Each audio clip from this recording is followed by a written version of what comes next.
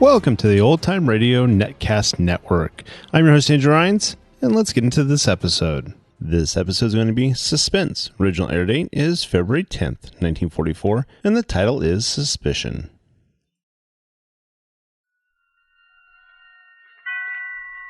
Roma Wines present Suspense.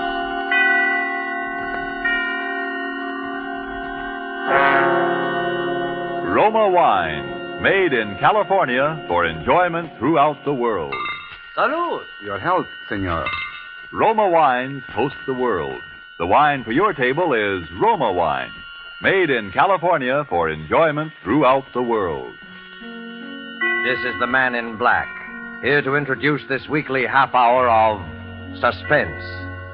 Tonight from Hollywood, we bring you in a dramatic role and in a character different from those you are accustomed to seeing him portray, Mr. Charles Ruggles. But before we raise the curtain on this evening's suspense play, here is a message from your host, the Roma Wine Company of Fresno, California. Distance lends enchantment, says the old proverb, and it seems borne out in this little episode that we might see taking place at the smart and handsome Pan American Club, Havana, Cuba. An American visitor is amazed that his Cuban host can picture the marvelous climate and rich, fruitful soil of California without ever having been there. But the Cuban responds, "One sip alone of wonderful Roma wine tells me all that. Only true perfection of climate and soil could produce the perfection of your splendid California wine, Roma wine." That's so. And as Roma wines become available to wine connoisseurs of more and more lands, the chorus of praise grows for the truly superb quality of these good Roma wines. No wonder, then, these wine experts of other lands are so eager to import Roma wines, no matter what the distances from our own California. And no wonder, too, that these taste-delighting Roma wines, with no import duty to pay and without expensive shipping charges added to their cost here, are America's largest selling wines. With such richly rewarding enjoyment within your reach, why not get acquainted with your favorites among Roma wine's many different delightful wine types? Remember the name, R-O-M-A, Roma Wine, made in California for enjoyment throughout the world. And now with Dorothy L. Sayers' story, Suspicion, and with the performance of Charles Ruggles as Mr. Hubert Mummery, Roma Wines again hope to keep you in suspense.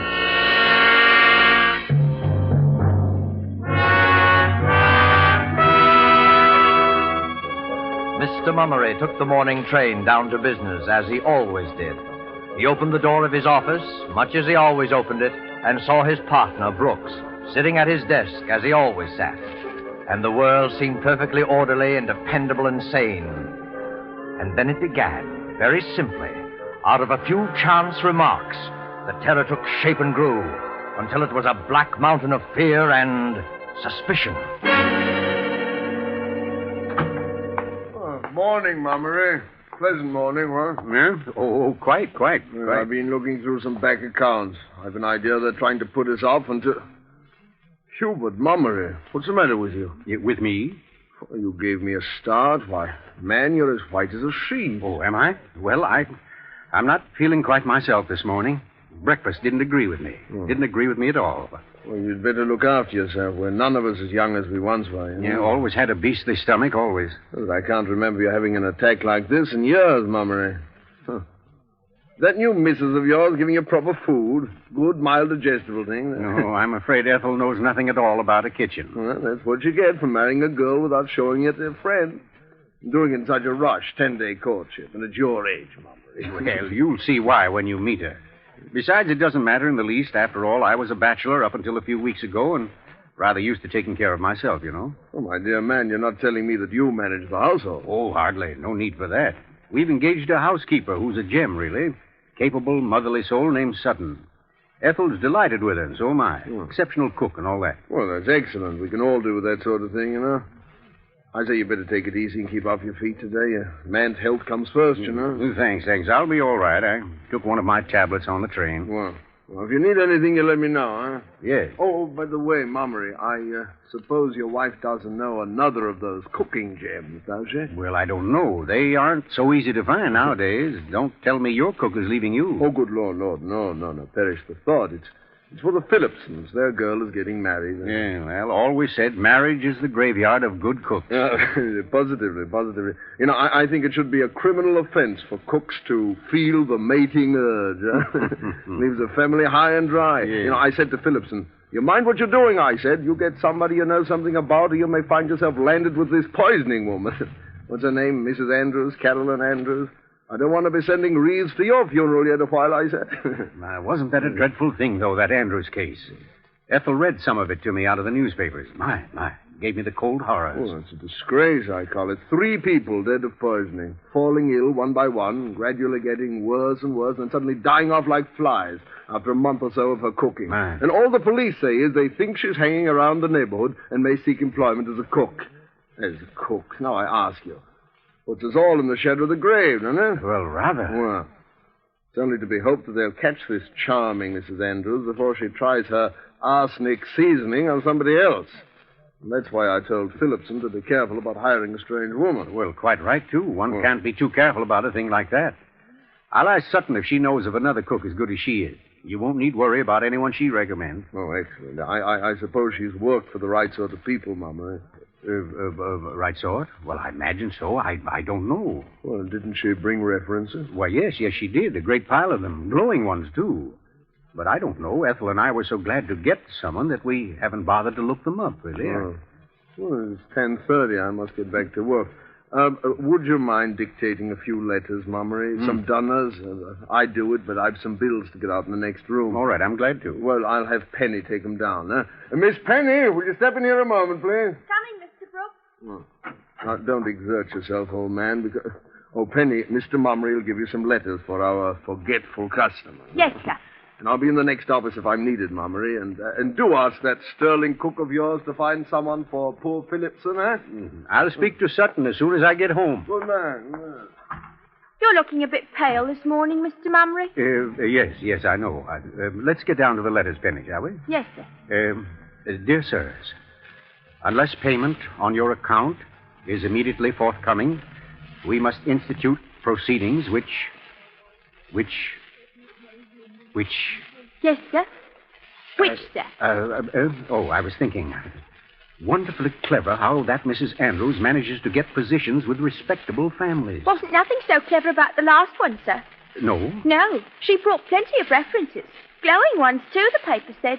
Where in the world would such a woman come by honest references? Oh, there wasn't no question of their honesty, Mr. Mummery. What do you mean by that? Oh, the poor deceased family was so glad to get someone that they never even bothered to look him up. Oh. Why, whatever is the matter, sir? Have I said something that I shouldn't? No. I'm going to go home, Miss Penny. I don't feel well. Not at all well.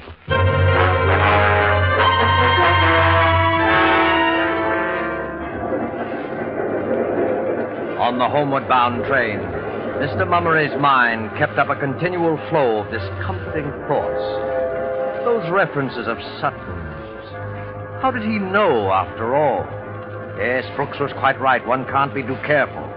Be sure you get someone you know something about, or you may find yourself landed with this poisoning woman, this Mrs. Andrews. The pain in Mr. Mummery's stomach gave a sudden twinge. He gripped the edge of his seat. He had eaten too quickly. His breakfast had been too heavy. He must speak to Ethel about Sutton. Sutton!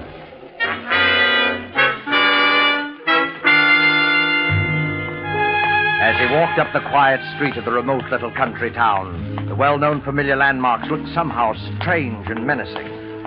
He reached the house, walked up the path, and then something drew him round toward the back.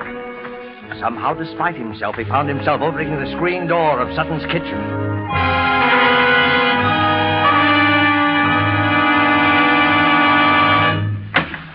Miss Sutton. Oh, Lord. Lord, sir.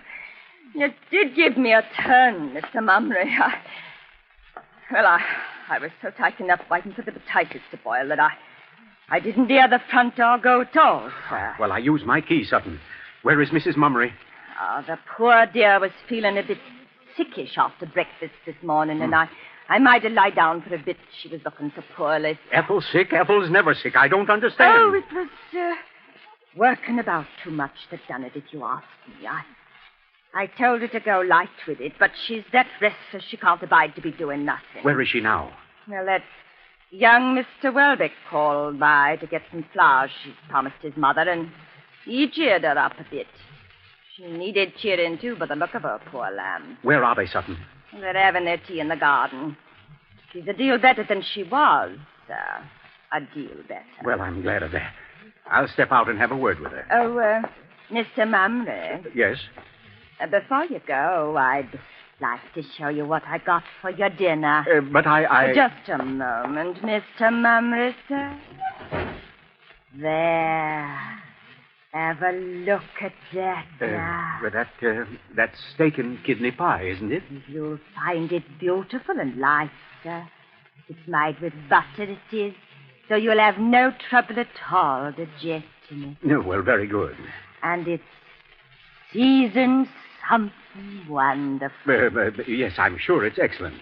Well, I'll wander out and see Mrs. Mummery now, if you don't mind. Oh, by all means, sir. And try to get up a good appetite for your dinner, won't you, Mr. Mumley, sir? Yeah, I'll do my best. Thank you, Sutton. Ethel. Oh, Ethel. Who's that? It's I, Tiddlywinks. Hubert. Oh, I wasn't expecting you so early. Oh, well, I quit before time. I didn't startle you, did I, Pet? Yes, you did. I'm sorry. I thought something was wrong. I don't like to be startled. Hello, Mummery. Well, hello, Welbeck. I didn't see you. How are you? Oh, I'm all right, thanks. I'm afraid I found Ethel feeling rather badly. Yes, Sutton told me. Are you better now, dearest? I'm feeling dreadfully upset. Unsteady. I suppose I'll be all right by morning. Do sit down and have your tea, Hubert. Well, thank you. I need it. Biscuit? Are they good? Melt in your mouth. I'd devour the lot if I didn't have to be getting home to dinner. Oh, you're leaving? I must. Mother's waiting. I'll have the gardener wrap her flowers. Give them to me. Oh, no, don't bother. Oh, no bother at all. Heaven knows he's paid enough for puttering about. Thomas! Thomas! Coming, ma'am. Is the tea still warm, dear? Just right, thanks. You was calling me, Mrs. Mummery? Oh, Thomas, will you please wrap these flowers for me and bring them into the house? Righto, ma'am. I'll take Mr. Welbeck to the door. Oh, no, don't bother to get up, dear. Just tell Mr. Welbeck goodbye and finish your tea like a good boy. Yes, indeed. Keep your seat. Well, do come and see us soon again, won't you, Welbeck? Love to. But I can't leave Mother alone very often. She's extremely nervous lately. Terribly so. Oh, that's too bad. She's not really been herself since that Andrews poisoning business started in the newspapers. Alarmed her more than you believe. Yes, well, it's rather unnerved everyone, if you ask me. I do hope they catch her soon. They may. What do you mean? There were a couple of blokes from Scotland Yard in the village this morning. Rumor is they've got a new line on Mrs. Andrews. It's time they had. Think of it. That fiend has been on the loose for, well, let's see now. Exactly 1, 2, 3, 4. Yes, almost 4 weeks to the day. I'd rather not think about it if no one minds. Quite right, my dear. Let's not. Let's not. I have too many other things on my mind. Oh, by the way, Hubert. I forgot to tell you to bring some cash home from the city with you today. I know you did, Tiddlywinks, but I remembered it all by myself. Oh, a good thing, too. The greengrocer had a rather glum look on his face this morning. Well, we'll be able to stare him in the eye tomorrow. And then there's Sutton's salary. Well, I'm not sure I brought enough for that. Oh, that's too bad. I do so want to be prompt with her. Prompt? Yes, dear. Sutton's been with us exactly 1 month tonight. I must drop along now. See you soon again, Mummery. I say thanks for the tea. Hubert, what's the matter? Mr. Welbeck said thanks for tea. Didn't you hear? Oh, yes. Oh, I'm sorry. You seem so far away, dear. No, not at all. Not at all. I was a bit tired, I suppose. Let the old gent rest his weary bones. He's worked much too hard lately. Come along, Mr. Welbeck. I'll do the honors for the family. Coming. 4 weeks. Exactly 1 month. Oh, sir, the missus wanted some zinnias for the bouquet, and I just found a little patch in the back bed. I thought they... Thomas, do we have any old newspapers about? Old newspapers? Why, yes, sir. There's a stack of them in the greenhouse. I was just going down to get some to wrap up this bouquet. What would you be needing them for, sir? I want to look up some photographs, Thomas. Photographs? Of who, sir? of Mrs. Andrews.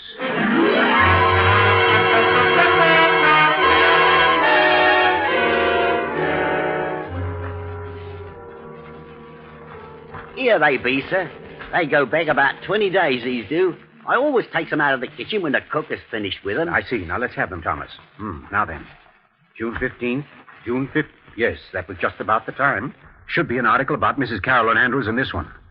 Of course, she'll have managed to change her appearance, but there should be a resemblance. Now, let's see. Ought to be about on... Thomas. Yes, sir? Where did you say you got these papers? Out of the kitchen, sir.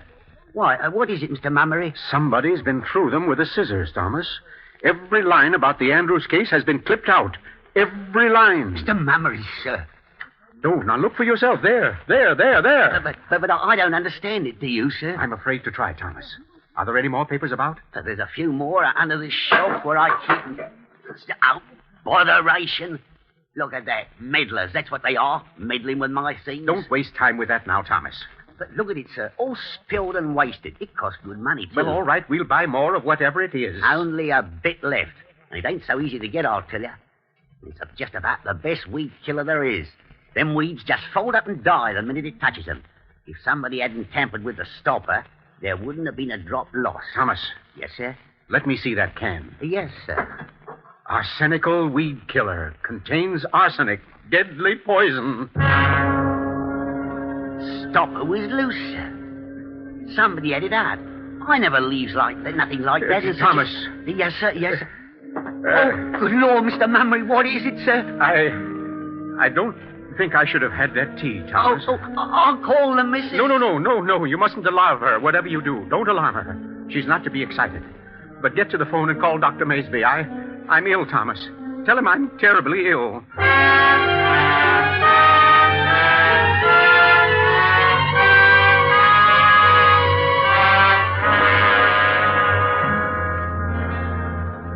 How is he, Dr. Maysby? How is he? Now then, Mrs. Mummery, he's not so bad as all that. He's really far better than he was last night.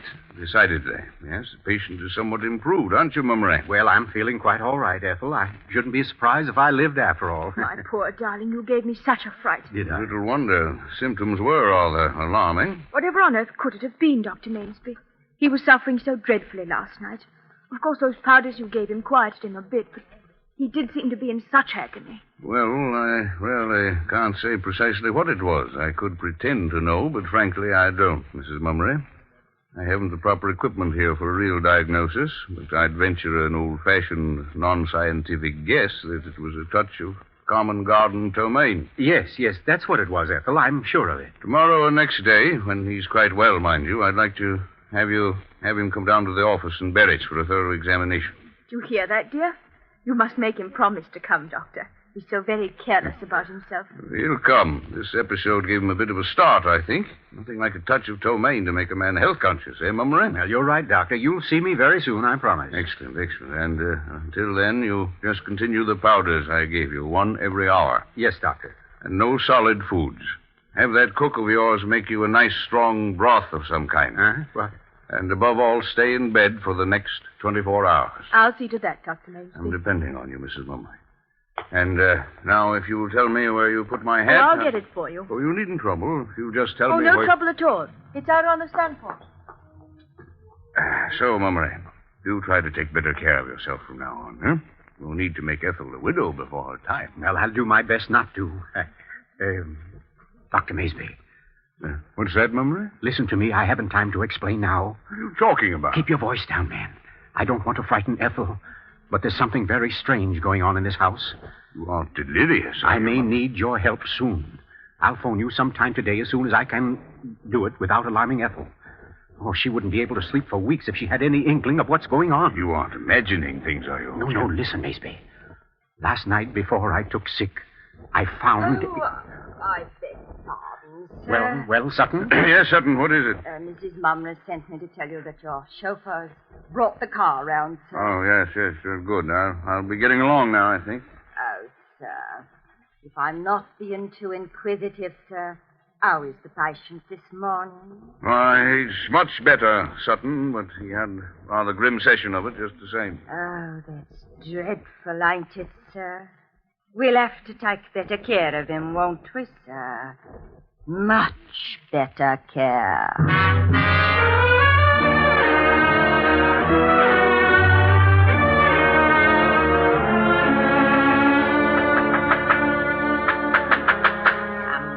Around my greenhouse, will they now? Upsetting my things.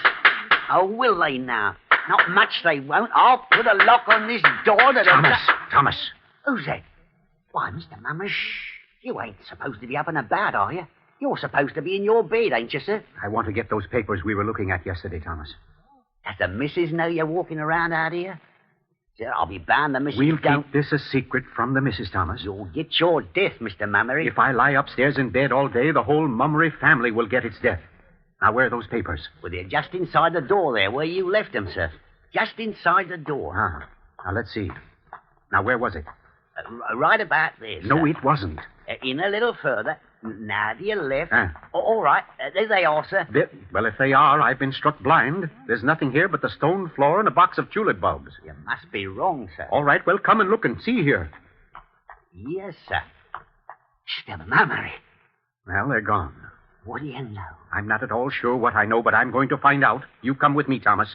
You ought to be in your bed, sir. All right, I ought to be in my bed, sir. Come along, will you? Yes, sir. Where is Sutton? I don't know, sir. Oh, yes, on second thought, I do know. I saw her going down to the greengrocer's to pay the bill. When she passed me, I heard her muttering something about not wanting anybody to come prying about her kitchen. The missus is particular. Yeah, doesn't want us in the kitchen, huh? No, I guess not. Well, that's where we're going right now. I don't think she'd like it, No, sir. I'm sure she wouldn't, Thomas. Come along in. All right, sir, if you say to, sir. Now, let's see, where could they be? You ain't expecting to find them papers in here, are you, sir? I was, Thomas. Is it possible that I'm mistaken? No, I'm not. Now, where could... The stove. That's where they'd be. That's just where the... Just as I thought. Have a look inside, Thomas. There they are, or what's left of them. Somebody kindled quite a little blaze with your old newspapers, wouldn't you say? Lord, sir, you should have been a detective. Yes, I always rather thought so myself. Well, the papers are done for. By Jove, she's a clever one, all right. Doesn't miss a trick.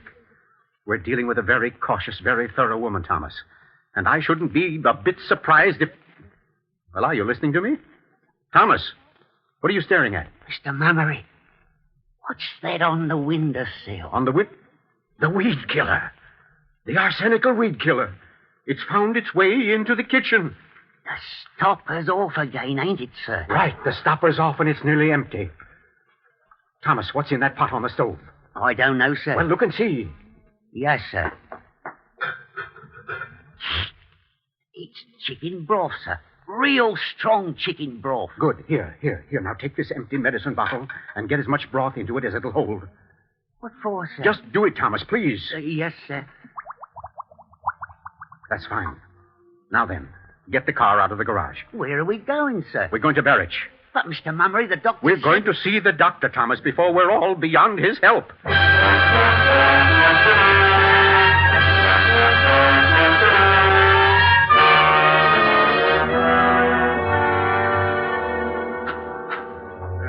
Sorry to kept you waiting so long, Mummery, but it's quite a lengthy process. I don't mind the waiting, Doctor. It isn't that, but Ethel's there alone in the house with her, and I want to know. I can tell you now. You finished? I've analyzed every drop of the contents. Used Marsh's test for arsenic. I'm able to tell you a very definite answer, my boy. What is it, Maysby? Yes. You mean there is arsenic in that broth? And I mean that broth is chock full of arsenic.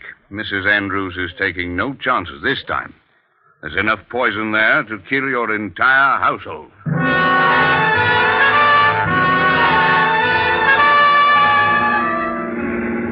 Oh, Mr. Mummery, look, you're hitting 70, you are. It ain't safe at all, sir. I've got to get home. Lord knows what's happening there. Oh, Mr. Mummery. Shut up.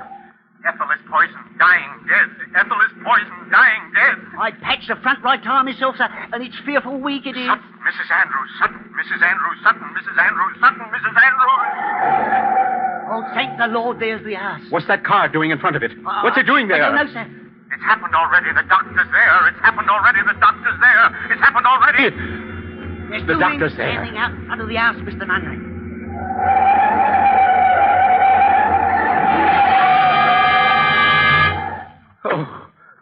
Oh, it's my fault. I did it. It's my fault. I left her here. I did it. I killed her. Oh, Mr. Mummery, sir. Oh, Ethel! Ethel! Ethel! Ethel, where is she?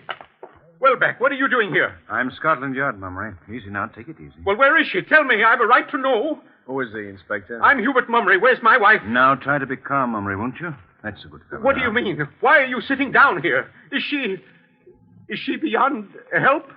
I'm afraid she is, sir. Oh, Lord. Oh. Can I see her? I'm afraid not, Mummery. It'll only be painful. Oh, Lord.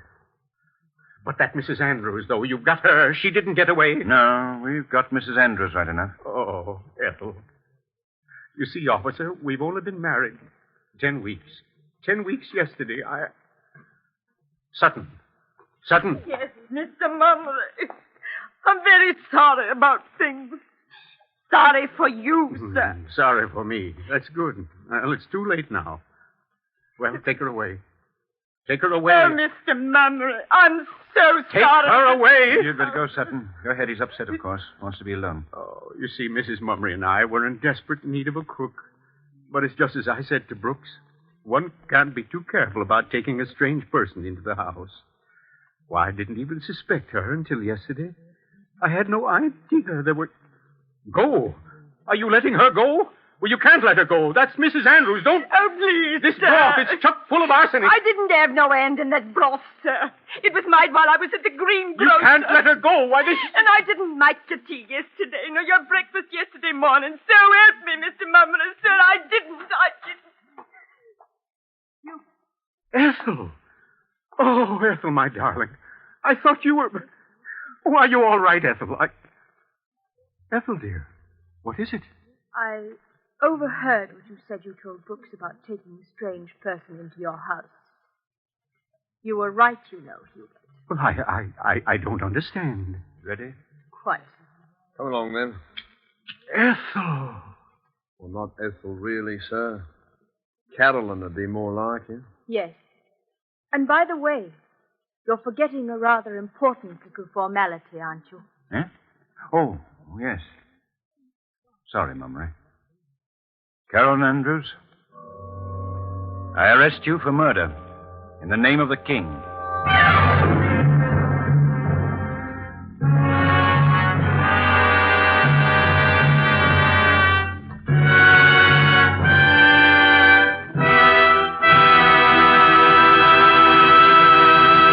And so closes Suspicion, presented by Roma Wines and starring Charles Ruggles. Tonight's tale of Suspense.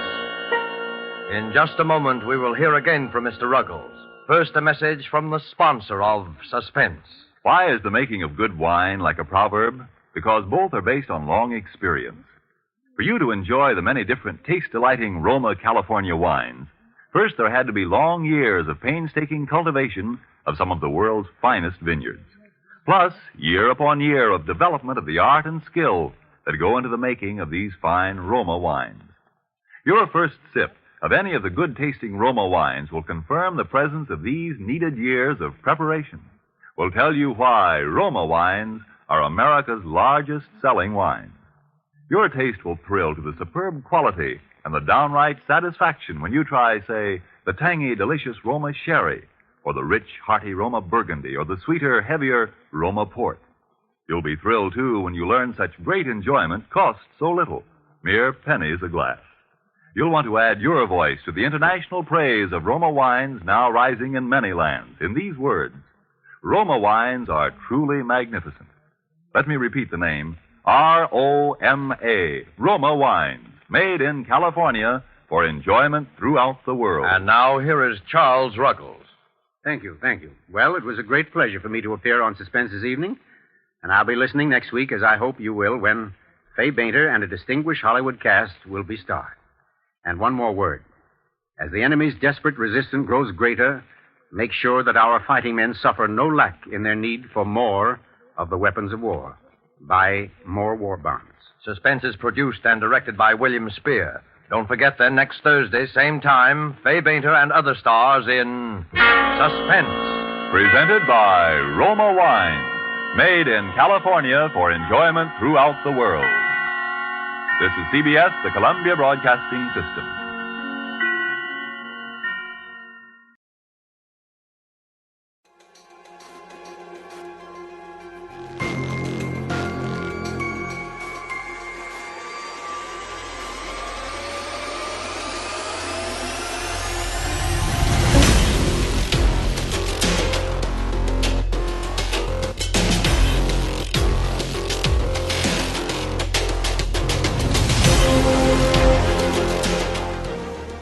Welcome back. I hope you enjoyed this presentation from the Old Time Netcast Network. For more great shows, go to otnetcast.com. Don't forget to like and rate this episode in your favorite podcatching client. Follow this show on Facebook by going to otnetcast.com/Facebook. This episode is covered under the Attribution Non-Commercial ShareAlike copyright. For more information, go to otnetcast.com/copyright. Thanks again for listening, and I hope you have a great day.